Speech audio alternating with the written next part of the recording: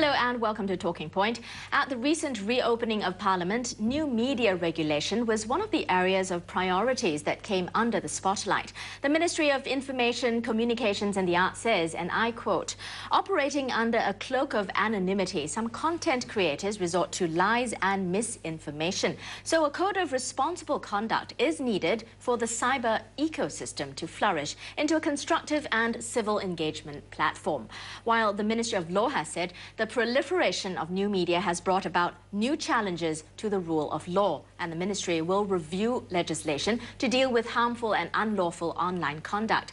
Now, such plans have led many netizens to worry that the government wants to impose a heavy-handed regulatory regime on new media. But should we police new media?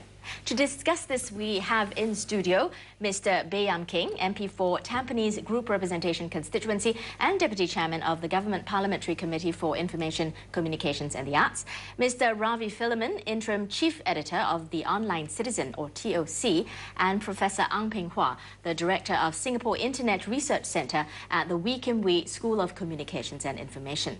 Gentlemen, welcome to the program. Now, we'll jump straight into it with Ravi here.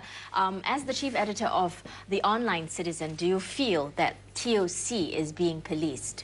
Yes, of course we are being policed. We are a bunch of active, engaged citizens who have come together to do this blog called The Online Citizen.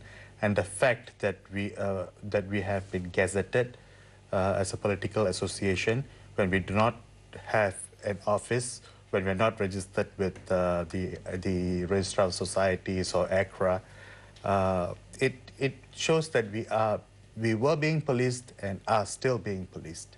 Now, talk about this being policed and being gazetted as a political association. Prof. Ang, maybe you could examine what the current regulations are in place already to govern what happens online. Would you say that gazetting blogs such as TOC as political associations is one way of exerting control by the government? Yeah, that's one way. I mean, there are many ways to handle it. It doesn't have to be a kind of control in the technological sense of controlling the website, inserting itself inside the content, for example, or being present on the website. It can be your offline controls. There'll be a form of control as well. Mm-hmm. But, I mean, what current regulations then are in place? Could you explain? Yeah, there are multiple levels. First of all, generally the offline rules apply online, generally speaking. There always an exception in terms of being hard to enforce. Then there are the specific rules, one being the class license, and all sites are subject to the class license. And in this case, a special license to a political association. So there are different levels of regulations that apply. Mr. Baey, maybe you could talk about what you think these regulations are trying to keep out of the online, cyber world. We've heard the Ministry of Law talking about coming up with a review of the legislation to keep out such harmful or unlawful, what they call online conduct. What would you consider harmful or unlawful online conduct? I think from MinLaw's perspective, there are crimes which used to exist in the physical world because of the availability of internet and social media. It also offers a space for criminals to conduct unlawful activities, so fraud, cheating cases, because there's also financial transactions that can take place in the internet. So I think we need to protect the public interest to make sure that these criminals do not take advantage of the internet. But we're talking about harmful, but harmful to whom? It could be construed that the government is trying to remove something online that's harmful to them, harmful to the government. You talk about harmful to individuals like financial scams or online bullying. Maybe Prof. Ang, you could talk about what you think. Harmful, we take it in a sort of an objective sense. So I would agree that there's a need, in fact, for our rules to be compliant at the international level in terms of ratifying the European Convention on Cybercrime. There's one that's been enforced, sort of available for ratification. In Asia, as far as I just checked recently, it was only Japan and Philippines that are members of that, signed up on that, and Singapore has not. So there's one room to sign up. We are also pretty weak on online consumer fraud. I'm a consumer advocate, and I think that's one area to work on. Privacy as well, the protection for online privacy is not very strong. I'm doing a tutorial with my students on privacy. Facebook has got a privacy policy of 6,790 words. Who reads that? How can we help to enforce that on privacy violation? So there's some of these. So when you say harmful, it's not just harmful to one entity. It has to be sort of objectively harmful. Cyberbullying is a classic example. Some research suggests that we're actually pretty high relative to the international benchmarks on cyberbullying. So that's something to look at. Ravi, you talked about being gazetted as a political association as an example of of TOC being policed. But how has it changed how you actually operate and actually what goes on TOC? Also, maybe you could explain what are you worried would be in the new rules that come up when MICA actually introduces a new code of conduct? Well, before I answer that question, I'd just like to clarify something that Mr. Bay said about fraud and cyberbullying and so on and so forth, why regulation is needed for that. When you look back a few years, what has really changed? Has there been more cases of fraud?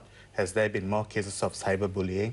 Of course, the Minister for Information, Communication and the Arts quoted in Parliament a case about a cyberbullying, but that was a Burmese girl who was cyberbullied by a Burmese boyfriend. So that's not relevant to Singapore at all. So what really has changed is the political scene has changed. Now there are more political opposition members of the political parties in Parliament. That has changed. So when it comes so close to the general election, it makes you wonder if this regulation is to rein in the critics, the socio-political critics, and not so much to deal with the other issues. But what are you worried that would be introduced? How would it affect you? Well, I really don't know if you can really police or regulate the internet, because the internet has got the Hydra effect. When you cut off one head, two more pops out. Yeah. Mr. Bay, maybe you could very briefly tell me whether you agree with what Ravi just said. Not sure whether Ravi is reading too much. It's addendum to the opening of Parliament, which happens every 5 years. So that is when various ministries would put in place, the direction or share with the public the direction that the policies, new regulations, new law will be set up for the next 5 years. Therefore, yes, it happens after the GE. So, but I do not believe that it is just about, addressing political concerns. Cyberbullying, yes, that's an example, but I think we need to see a lot of cases. Now people are more active online, and people exploit online medium for different means as well. And I think that's where we need to tackle. I mean, yes, political concerns could be one of it.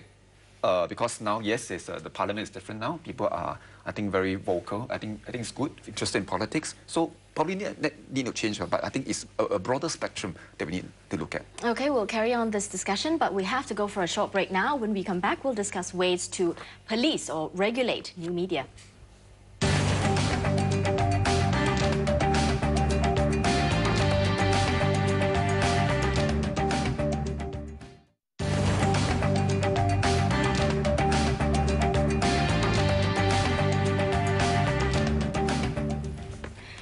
Welcome back to Talking Point. We're discussing whether we should, even if we could, regulate new media. Now, we were earlier talking about what current regulations are in place now. Prof. Ang, could you tell me what punishment is there now for anyone who possibly flouts the Internet Code of Practice, let's say? For the Code of Conduct, it's very mild. There have been some cases of prosecution, but in the scheme of things, actually very, very few in the whole history of the existence of the code. So when I think of the Code of Conduct, I'm really at a loss as to what that would be, because unless the Code of Conduct is backed up by law, it will not work. So once it's backed up by law, exactly it's a law. I mean, we call it a code, like a highway code, but actually, in effect, it's a law. So when you say mild, you're actually saying that therefore we do need new laws, maybe heavy-handed ones, do you think? No, well, okay, it's different. I'm thinking more of cases of cybercrime, consumer fraud, where I think that we are too light on these and actually can hurt us. So like consumer fraud, there's a worldwide movement about 45 countries that actually patrol the net for consumer fraud online. And they do it every year. Singapore was invited, but we really couldn't participate because we had no teeth there. So if you have some enforcement in that area, it would strengthen our case to be a hub for e-commerce. So I think that's one, to my mind, very clear case for having stronger protection.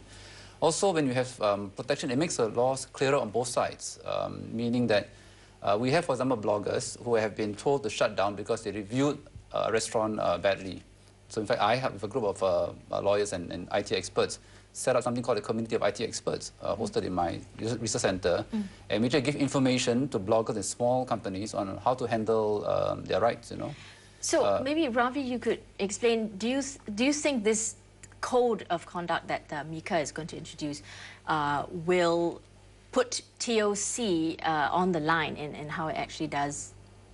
I don't even think that a code of conduct for social-political websites is necessary, because as it is, I think almost all social-political websites in Singapore have their own code of conduct.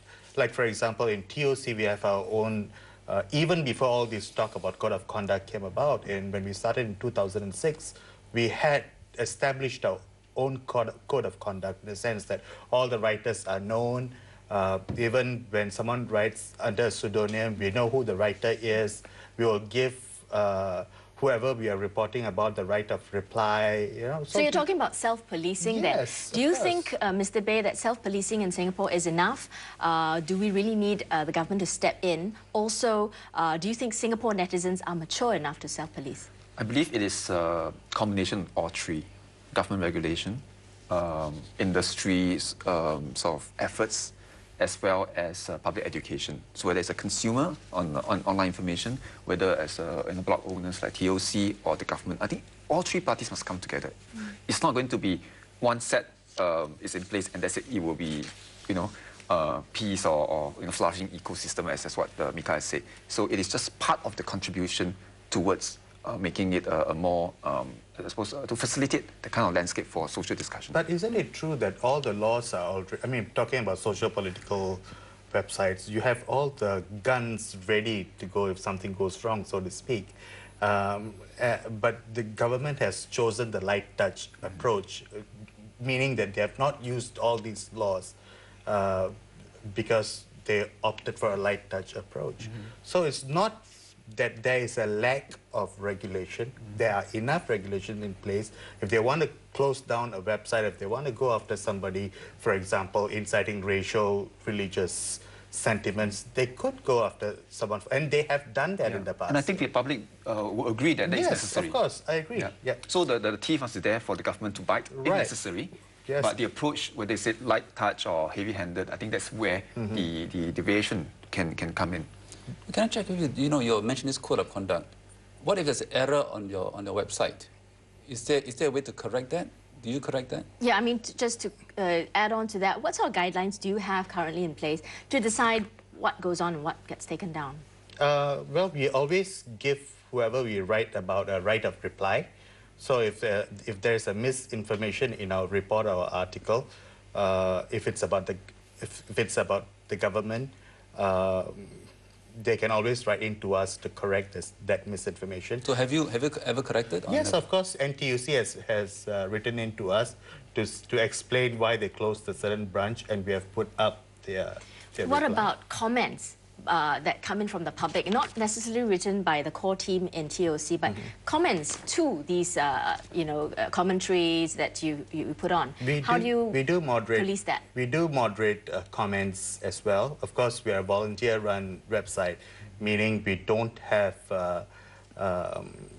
people looking at the comments and so on 24/7 every day. But in addition to moderating the comments, if someone highlight that this comment is about them, it's not too good, we do have a look at it and decide if... Have you ever had to? Yeah, of course we have. Okay. Yeah. I see. So if people object to certain comment, they can appeal to you to delete those comments? Of course, and they have, and we have acceded to their request as well, if it, in some cases. And besides responding to complaints or feedback, do you voluntarily delete comments, and on what basis?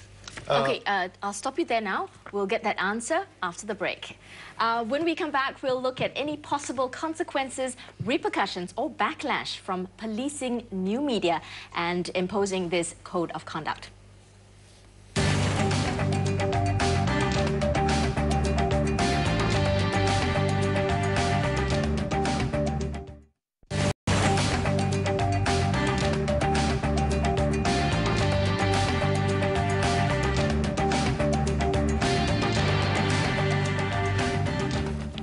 Welcome back to Talking Point. We're discussing how, if at all, we can try to police new media so that content creators will be more accountable and responsible. Now, Mr. Bey, you had a question for Ravi earlier. Yeah, thank you. My question was, does TOC unilaterally monitor the comments and delete comments even without people complaining to you? Yes, we do. And on what guidelines?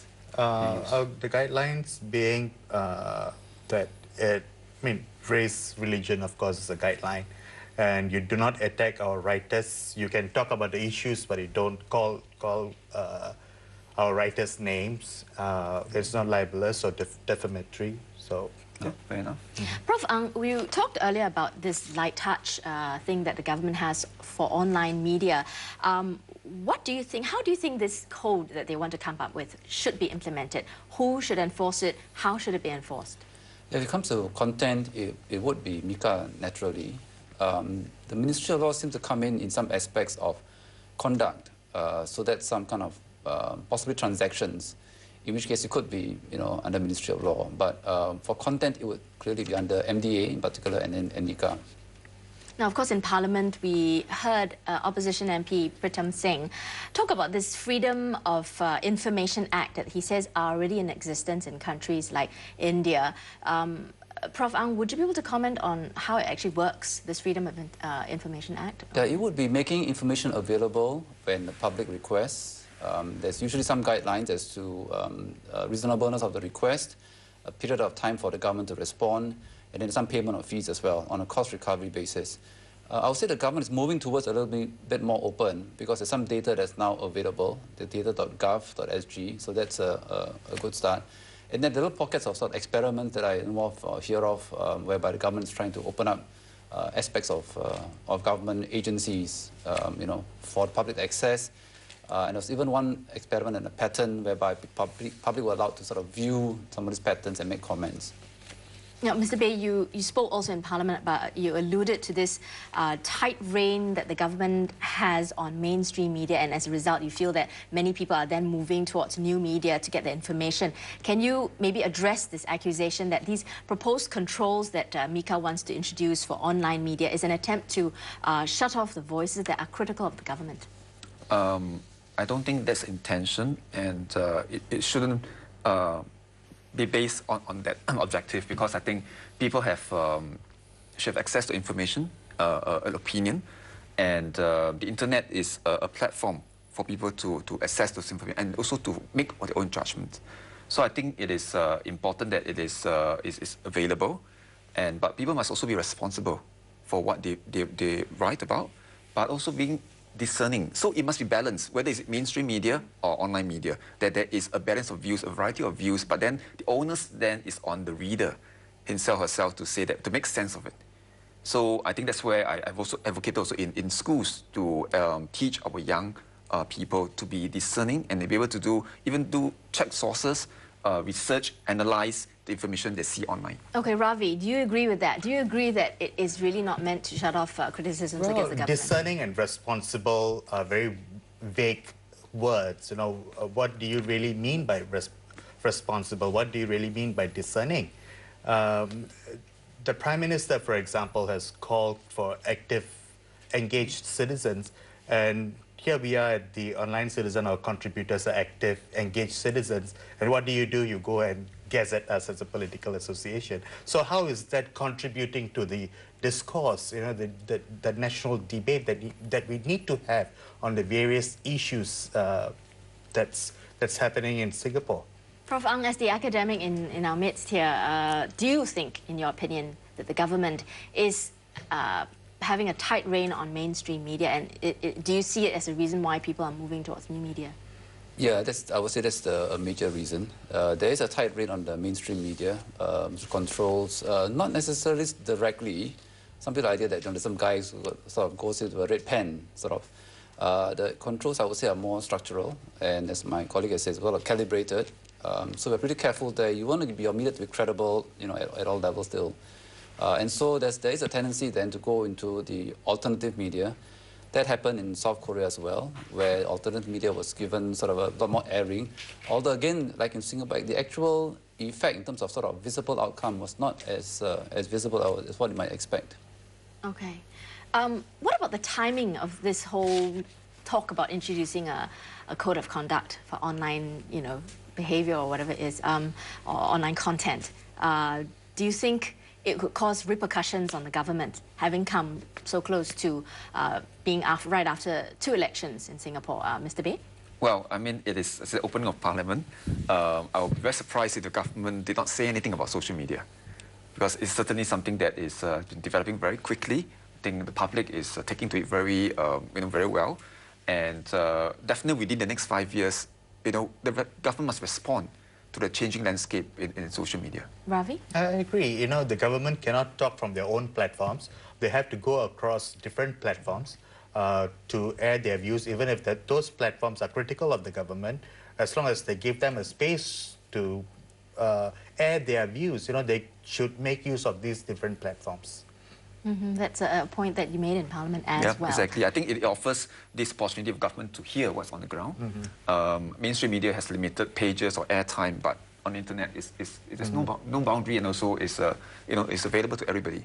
Okay, Prof. Ang, any comments on what they've just been talking about, the timing issue or repercussions? I'm wondering whether something like what happened in London, and the narrative is that the BlackBerry Messenger had a role to play in that the riot, sort of aggravating the riot, fanning the flames.